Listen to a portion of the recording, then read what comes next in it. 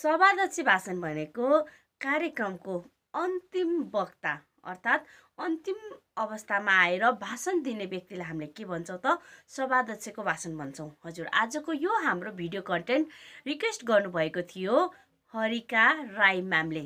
हजुर, कसरी चाहिँ गजब तरिकाले तीज विशेष कार्यक्रममा गएर गजब तरिकाले आफ्नो सभादक्षी भाषण राख्न सकिन्छ भनेर हजुरहरूले सुरुदेखि अन्तिमसम्म आजको भिडियोलाई नछुटाइकन हेर्नुभयो भने हजुरहरू पनि गजब तरिकाले सभादक्ष भाषण राख्न सक्नुहुनेछ। नमस्कार, म हुँ अनिता बल्लामा। तपाईहरु हेर्दै हुनुहुन्छ सिकौं र सिकाऊ युट्युब च्यानल। हजुर सर म्यामहरु, हामीले यस हरितालिका तीजमा चाहिँ कसरी आफ्नो भाषण राख्न सकिन्छ गजब तरिकाले भनेर 8 सूक्ष्म तरिकामा हजुरहरुलाई मैले व्याख्या गर्दैछु र सदा चाहिँ अन्तिममा मैले उदाहरण पनि जोड्नेछु है त। लागौ आजको कन्टेन्ट तर्फ।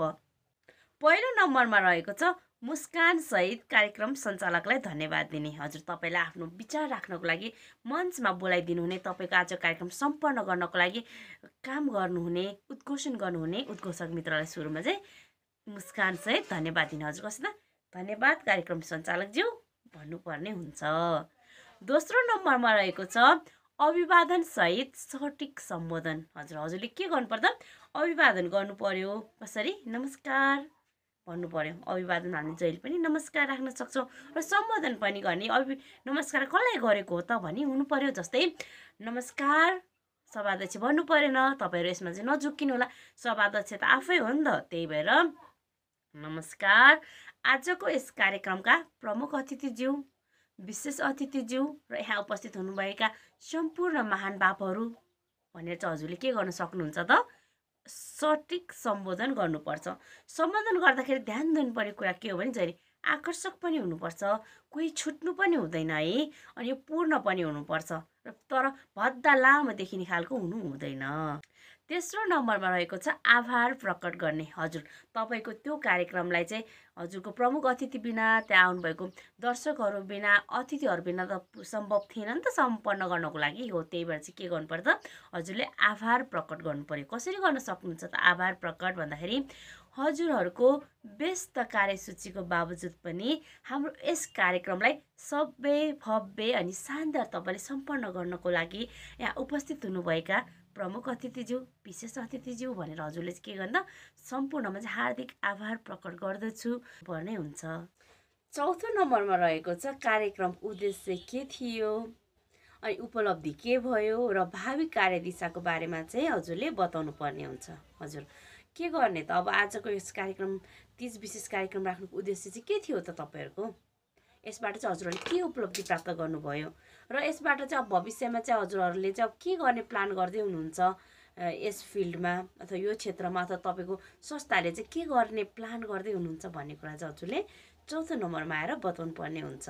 पाँचौं नम्बरमा रहेको छ धन्यवाद ज्ञापन गर्ने। हजुर, यसमा चाहिँ हजुरले कसलाई धन्यवाद ज्ञापन गर्ने भन्दाखेरि पहिलो नम्बरमा रहेको छ हजुरले त्यहाँ उपस्थित हुनुभएका सम्पूर्ण अतिथिदेखि लिएर हजुरहरूको अडियन्स सम्पूर्ण सहभागी सबैलाई चाहिँ के गर्नु त धन्यवाद व्यक्त गर्ने।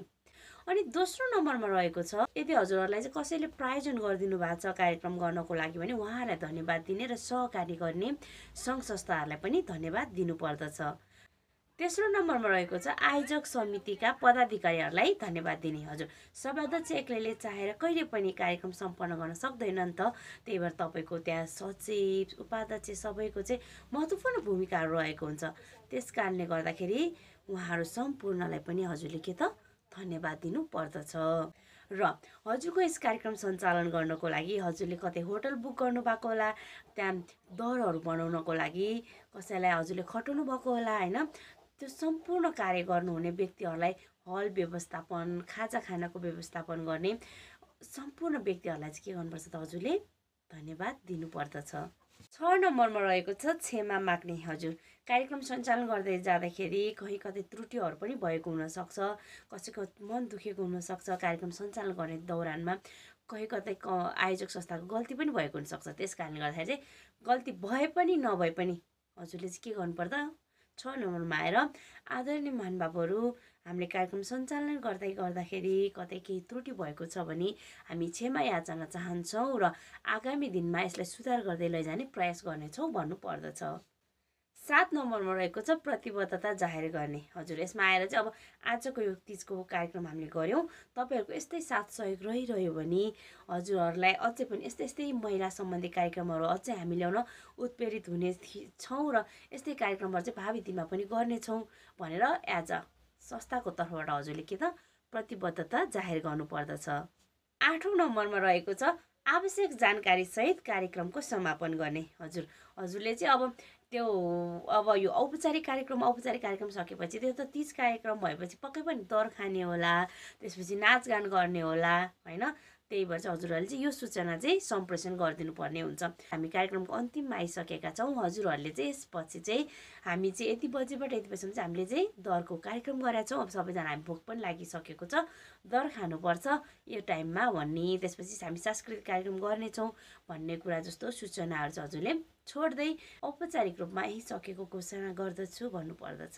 त्यो लागि हजुरहरूलाई यी चरणहरू हजुर पक्कै पनि यदि हजुरहरूले यो चरणलाई फलो गर्नुभयो र आफ्नो सभाध्यक्ष मन्तव्य प्रिपेयर गर्नुभयो र मञ्चमा गएर प्रस्तुत गर्नुभयो भने हजुरहरू दमदार रूपमा सभाध्यक्ष भाषण राख्न सक्नुहुनेछ भन्दै हजुरहरू यो सभाध्यक्ष भाषण चाहिँ लामो चाहिँ नराख्नु होला। किन सुरु अतिथिदेखि लिएर भाषण सुन्दा त्यहाँ बस्ने दर्शक श्रोताहरूलाई चाहिँ झ्याउ लाग्छ हुन्छ कि कहिले सकिन्छ कार्यक्रम भनेर तपाईँले कतिपयलाई देख्नु भएको होला। जब सभाध्यक्ष भाषण हुन्छ त्यसपछि मान्छेहरू उठ्दै हिँड्छ, किनभने उनीहरूको दिमागमा पर्छ कि यो कार्यक्रम अब सकेको भने तपाईँले लामो बोलिराख्दा पनि त्यहाँ औचित्य रहँदैन। त्यसैले छोटो मिठो बोल्ने बानी गर्नुपर्दछ भन्दै म तपाईँहरूलाई अब यसैमा रहेर एउटा शुभकामना आदान प्रदान तथा सामूहिक दर कार्यक्रमको बारेमा थाहा नगरपालिकाको महिला बालबालिका तथा ज्येष्ठ नागरिक शाखाले आयोजना गरेको तीज विशेष कार्यक्रमको एउटा नमुना उदाहरण प्रस्तुत गर्नेछु। लागौँ अब नमुनातर्फ। धेरै धन्यवाद कार्यक्रम सञ्चालकज्यू। नमस्कार। यस शुभकामना आदान प्रदान तथा सामूहिक दर कार्यक्रमका प्रमुख अतिथिज्यू, विशेष अतिथिज्यू, मञ्चमा पदासीन विभिन्न क्षेत्रका दिग्गज व्यक्तित्वहरू र यहाँ उपस्थित हुनुभएका सम्पूर्ण आदरणीय दिदीबहिनीहरूमा मेरो नाम हो अनिता बल्लामा, महिला बालबालिका तथा ज्येष्ठ नागरिक समितिको संयोजक। आफ्नो व्यस्त कार्यसूचीको बावजुद पनि हाम्रो निमन्त्रणालाई सहर्ष स्वीकार गरी आजको यस कार्यक्रमलाई सबै भव्य अनि शानदार तपाईँले सफल बनाउनको लागि यहाँ उपस्थित हुनुभएका प्रमुख अतिथिज्यू, विशेष अतिथिज्यू, ड्यासमा आसीन सम्पूर्ण अतिथिज्यूहरू र यहाँ उपस्थित सम्पूर्ण महानुभावहरूप्रति हार्दिक कृतज्ञता व्यक्त गर्दछु। आदरणीय महिला तथा सज्जनबिन, आजको हाम्रो यस कार्यक्रम राख्नुको उद्देश्य के थियो भने नजिकै गरेको हरितालिका तीजमा हाम्रो महिला दिदीबहिनीहरूले जुन श्रद्धा भावले आफ्नो श्रीमानको आयु दीर्घायुको लागि आफ्नो व्रत राख्नुहुन्छ, आफ्नो परम्परादेखि चलिआएको संस्कारलाई चाहिँ हामीले जगेर्ना गर्दै लगिरहेका छौँ। हो त्यसै जगेर्ना गर्नुपर्छ। आफ्नो संस्कृतिलाई सदैव हामीले सम्हाल्दै लगेर अघिल्लो आउने पुस्तालाई पनि हामीले दिनु सक्नुपर्छ आफ्नो संस्कृति भन्ने जुन हेतुले यो संस्कार चलिरहेको छ, यो यति नै चलिरहोस् भन्ने हेतुले नै आजको यो हाम्रो यस कार्यक्रम राखेको थियो। र हामी धेरै समयपछि चाहिँ हामी विभिन्न क्षेत्रमा आफ्नो क्षेत्रमा व्यस्त थियौँ नि त। त्यही भएर चाहिँ सबै कर्मचारी साथीहरू, सबै जनप्रतिनिधि साथीहरूलाई चाहिँ एकै ठाउँमा भेटेर भनिन्छ नि, जनप्रतिनिधि र कर्मचारी भनेको नङ र मासुको सम्बन्ध हुन्छ। उहाँहरूबिच जब नङ र मासुको सम्बन्ध हुन्छ तब काम सञ्चालन गर्नको लागि एकदम सहज हुन्छ नि त। हो त्यसै कारणले गर्दाखेरि जनप्रतिनिधि र कर्मचारीहरूको यो मिलनको केन्द्र पनि बनोस्, एक आपसमा सद्भाव, माया, सम्मान जागृत होस् भन्ने हिसाबले आजको हामीले यो कार्यक्रम आयोजना गरेका थियौँ। हजुर हामीले आजको यस कार्यक्रममा सम्पूर्ण दिदीबहिनीहरूको मुहारमा मुस्कान देख्न पायौँ। उहाँहरू सबैजना एक आपसमा घुलमिल भएर एक आपससँग परिचय हुनुभयो। हामी एक आपसमा चिन्ने मौका पायौँ। पक्कै पनि आजको यस कार्यक्रमले राम्रै उपलब्धि हासिल गरे जस्तो लाग्छ। हामीले जुन उद्देश्यले राखेका थियौँ, हाम्रो दिदीबहिनीहरू पनि सबैजना उपस्थित हुनुभएको छ। हाम्रो जनप्रतिनिधि दिदीबहिनीहरू, हाम्रो कर्मचारी दिदीबहिनीहरू सबैजना एकै ठाउँमा भेट भएर यसरी खुल्ला रूपले नाच्ने गाउने एकदमै गरेको देख्दाखेरि मन एकदमै हर्षित भएको छ र हाम्रो यो जुन उद्देश्य थियो त्यो उपलब्धि हामीले प्राप्त गऱ्यौँ जस्तो लाग्छ। र यस्तै गरी यदि हजुरहरूको साथ सहयोग अझै भइरहने हो भने हामी आगामी दिनमा पनि हाम्रो यस कार्यक्रमलाई निरन्तरता दिइरहनेछौँ र हजुरहरूलाई आवश्यक परेको खण्डमा यो थाहा नगरपालिकाको महिला बालबालिका तथा ज्येष्ठ नागरिक समितिले चाहिँ यदि हजुरहरूलाई कुनै पनि समस्या परेको छ भने हजुर सहयोग गर्नेछ र भविष्यमा पनि यस्तै यस्तै कार्यक्रमहरू चाहिँ हामी गर्दै अघि बढ्नेछौँ गर्नै हुन्छ। परम्परादेखि नै चल्दै आएको यस चलनलाई हामी हिन्दू नारीहरूले बहुत मान्यता श्रद्धाभावपूर्वक हामीले यो मान्दै आइरहेका छौँ र यसलाई हामीले निरन्तरता दिनुपर्छ। आफ्नो संस्कृतिलाई भनिरहँदाखेरि विकृति चाहिँ हामीले फैलाउनु हुँदैन। किन भन्दाखेरि हामीले लगाउने गहनाहरूले अहिले आफ्नो घरमा खानको लागि गुन्द्रुक छैन, तर हामी के भन्दैछौँ भने हामीलाई सुन चाहियो 20-30 हजारको साडी चाहियो भनिन्छ। त्यस्तो होइन, मनबाट यदि हजुरले मान्नुभयो भने भगवान्ले पक्कै सुन्नुहुनेछ। देखाउनको लागि होइन, आफ्नो मन र भगवान्को लागि चाहिँ यो व्रत बस्नुहुनेछ र बस्नको लागि मैले अनुरोध पनि गरेँ। आफूसँग जे छ त्यसैमा रमाउनु होला। आर्थिक स्थितिले सक्नुहुन्छ भने ठिक छ, नभए एक दिनको लागि ऋणै गरेर भए पनि सुन देखावटी चाहिँ नगर्नु होला भन्ने मेरो हार्दिक अनुरोध गर्दछु आदरणीय दिदीबहिनीहरूमा।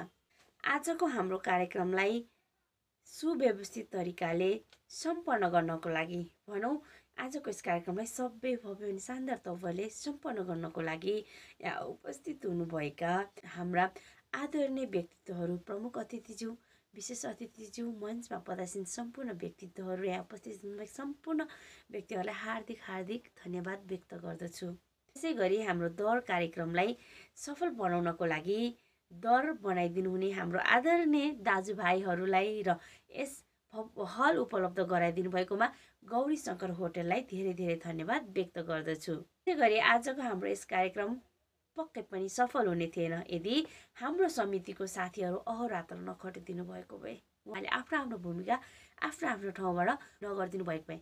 त्यसैले उहाँहरू सम्पूर्णलाई पनि हार्दिक धन्यवाद व्यक्त गर्दछु र आगामी दिनहरूमा पनि यस्तै साथ, माया र हौसलाको अपेक्षा गर्दछु।